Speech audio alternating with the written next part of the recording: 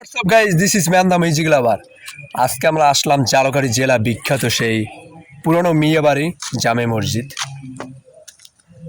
Let's go.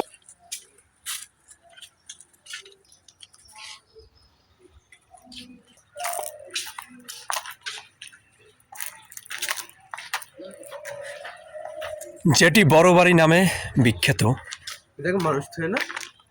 না, পুরনো বাড়িগুলো অনেক ভাল লাগে।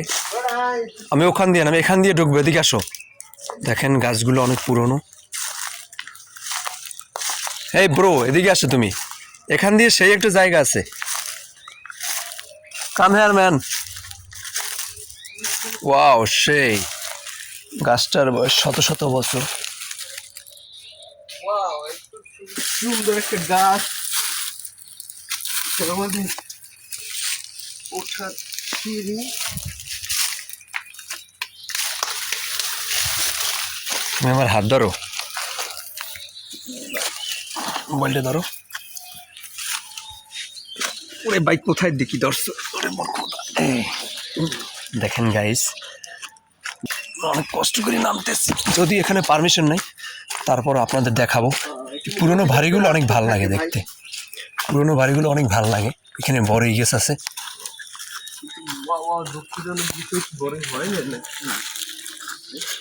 অনেকটা প্রতিদিন। ও, বড়িগুলো তো অনেক সুন্দর। এটা অনেক সুন্দর বড়ি। ও, সেই সেই।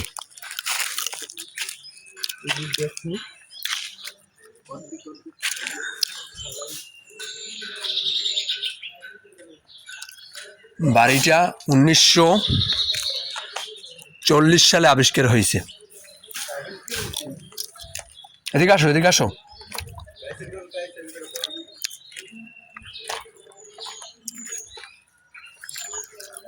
অনেক সুন্দর।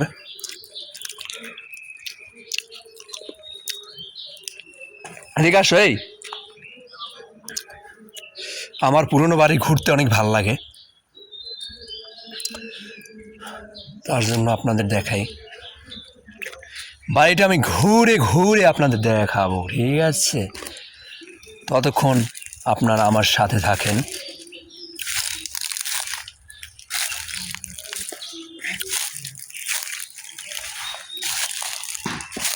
এই পরে এদিকে আসো।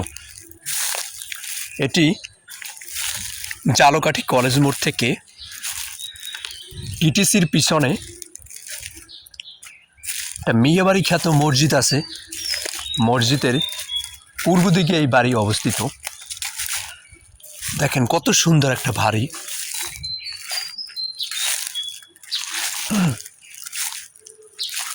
অনেক সুন্দর পুরনো বাড়ি।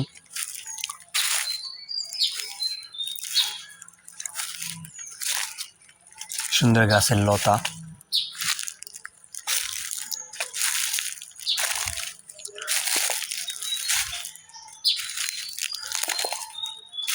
অনেক পুরনো গাছ।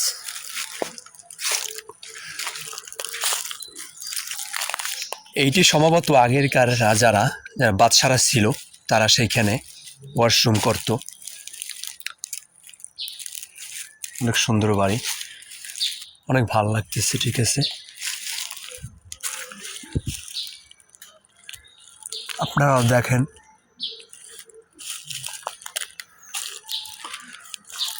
বাংলাদেশে এইরকম অনেক পুরনো বাড়ি আছে। বিশেষ করে এগুলো যদি পরিষ্কার পরিচ্ছন্ন রাখে, আগামী প্রজন্ম এগুলো দেখতে পারবে। সুন্দর করে পরিষ্কার করে রাখলে ভালো হইতো।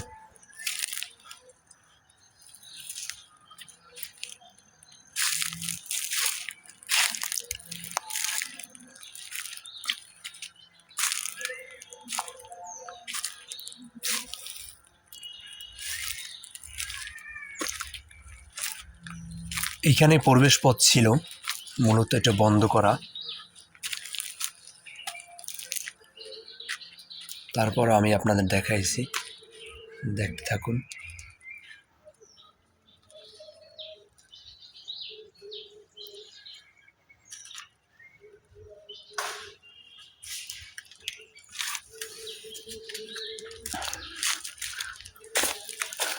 আমার সাথে যাকে নিয়ে আসছি সে একজন পেটুক, মানে সে দেখেন কি অবস্থা, সামান্য বড়ি খাওয়ার জন্য উতলা হয়ে গেছে। দুঃখের বিষয় গাইস, আমরা এখনই এই পুরনো সেই বাড়ি থেকে বের হব।